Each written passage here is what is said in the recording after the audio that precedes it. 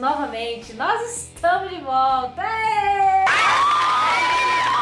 Começando pelo episódio de sexta-feira, mais conhecido como Inspira Convida, o quadro onde nós convidamos os professores para falar um pouquinho mais sobre algum assunto, algum tema específico.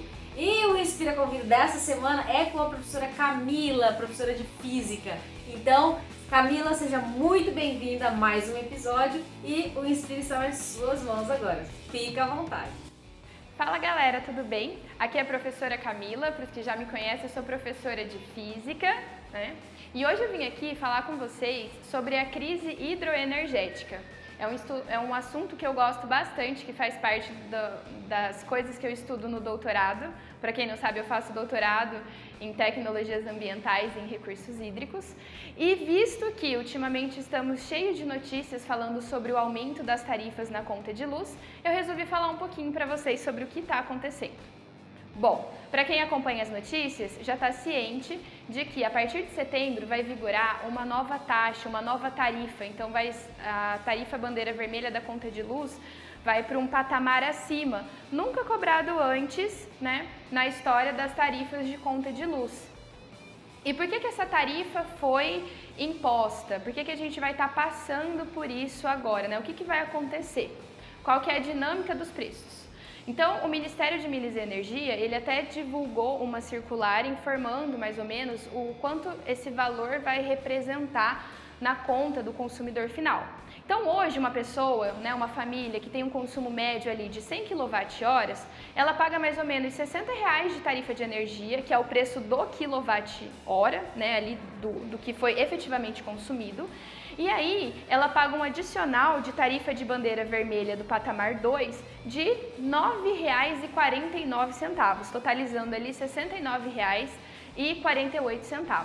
Agora, com essa nova bandeira, que é uma bandeira devido à escassez hídrica, tá? Em vez de pagar uma taxa extra de R$ 9,49 a cada 100 kWh consumido, ele vai passar a pagar uma taxa extra de R$ 14,78. Ou seja, em vez de pagar ali os R$ 69,48, agora a conta vai para R$ 74,20. E essa taxa, ela é a cada 100 kWh. Então, uma pessoa que consome, por exemplo, uma casa, né, que consome ali 200 kWh, ela vai pagar 2 vezes essa taxa. Alguma coisa que consuma 400 kWh, ela vai pagar 4 vezes essa taxa. E isso vai levando a um aumento, a um encarecimento da energia.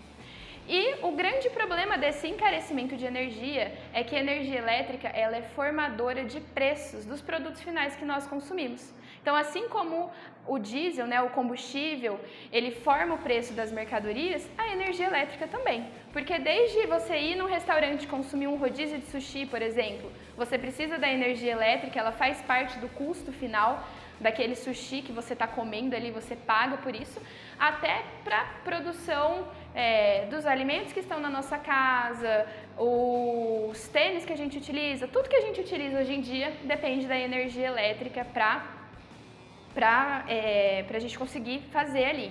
Então, isso vai ser um aumento de preço que ele vai desencadeando vários outros aumentos e aí afeta a economia do país, tá? E por que a gente está passando por esse problema, por essa crise energética no Brasil? Eu não sei se vocês sabem, mas hoje a matriz elétrica brasileira, a parte da geração de energia que é gerada ali pelas usinas, né, através da energia hidráulica da água, ela corresponde, segundo ao EPE, que é a empresa de pesquisa energética, corresponde a 64,9%. Então, majoritariamente, a nossa matriz energética depende das hidrelétricas.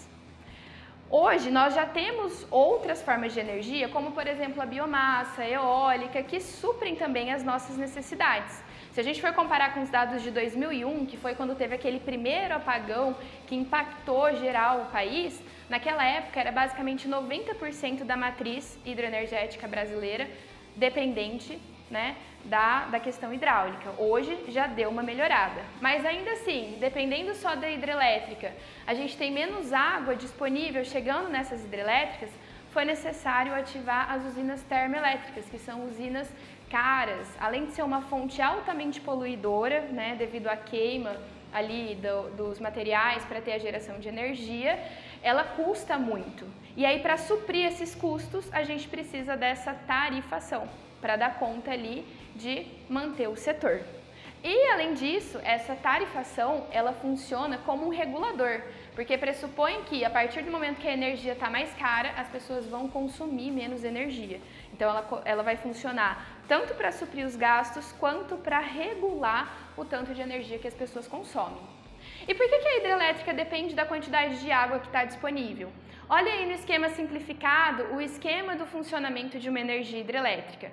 Então, para construir uma hidrelétrica, a gente precisa de um reservatório e a gente precisa de uma certa quantidade de água acumulada nesse reservatório para descer pela tubulação, passar pelo gerador e poder produzir a energia elétrica. Uma vez que eu tenho menos água chegando nos reservatórios, o que acontece?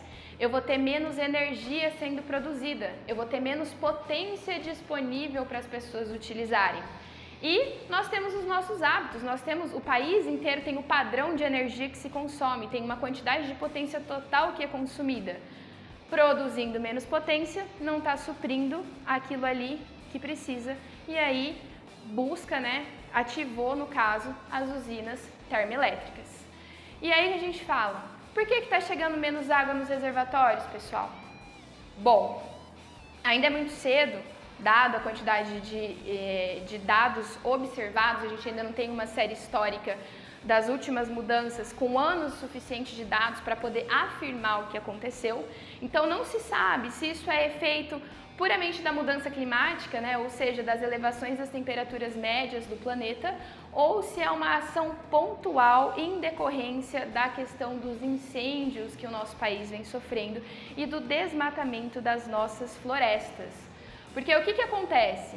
A quantidade de chuva, vocês estão ligados que é o que abastece ali, os rios, a água que está disponível para a gente ali nos rios, parte vem dos aquíferos e parte vem da chuva. E o nosso regime de chuva está totalmente alterado. Olhando os dados das séries históricas, que são séries onde a gente tem o acúmulo de precipitação ao longo dos anos, então essas medições elas começaram a ser feitas lá em 1930, quando a gente teve um avanço ali das usinas hidrelétricas, a gente está tendo o período menos chuvoso da história do país. E por que a gente está nesse período menos chuvoso? Bom, temos duas coisas para a gente poder responsabilizar. Então, primeira coisa, a partir do momento que a gente tem muitos incêndios, o que acontece? É criado nessa região dos incêndios bolhas de ar quente. Então, a gente fala que é um bloqueio de massas de ar. E aí impede a circulação dos ventos e a formação das nuvens e a ocorrência da precipitação. Então, primeiro a gente tem esse bloqueio meteorológico. E, em seguida, a gente tem também a questão da perda muito grande das florestas, principalmente lá no bioma da Amazônia. Então, o que chove aqui na região centro-sul do país, essa chuva não é formada só aqui. Essa chuva vem lá da Amazônia, porque lá a quantidade de floresta que a gente tem evapotranspira muito. Então, produz muitas nuvens. E aí essas nuvens vêm aqui para o sul, primeiro elas são desviadas para o oeste, batem na Cordilheira dos Andes e chegam aqui no sul para ocorrer as precipitações da nossa região. Uma vez que a gente teve altos índices de desmatamento, diminuiu a quantidade desses rios voadores que a gente chama. Logo, a gente vai ter um menor volume de água entrando aqui na região. Além disso, a perda do bioma do Pantanal e do Cerrado influenciam também, porque eu não sei se vocês sabem, mas o Pantanal e o Cerrado, eles funcionam como reguladores da quantidade de água. Então, uma vez que chove ali neles, eles armazenam essa quantidade de água para depois ir disponibilizando, vai armazenando nos solos e aos poucos vai disponibilizando para os rios. Perdendo vegetação, tendo solo exposto, eles não vão funcionar como essa bacia de contenção e aí altera todo o evento, tá? Eu trouxe aqui para vocês verem também dados do MAP Bioma, que é um projeto de várias ONGs e setores que eles estão pegando esses dados de mudança de vegetação, focos de incêndio e produzem mapas para a gente poder enxergar e entender o que está acontecendo. E se vocês prestarem atenção, olha só o que acontece. A gente teve um aumento muito grande da quantidade de incêndios na região do Cerrado, tá? Então, quase quadruplicou ao longo desses anos de medição a quantidade de chuva, a quantidade de fogo que a gente teve ali no Cerrado. E se a gente olhar o próximo infográfico, falando da quantidade de água disponível do Brasil, qual foi o ambiente que mais perdeu quantidade de água disponível? Ali, ali naquela região do Cerrado, a gente tem o município de Corumbá. Então, olha só, o município de Corumbá foi um que teve o maior índice de incêndios e, em consequência, é o que teve maior perda de lâmina d'água disponível. Viu como uma coisa está atrelada ao outro? Então, todo esse contexto que nós estamos vivenciando, ele vai contribuir para essas mudanças no ciclo hidrológico.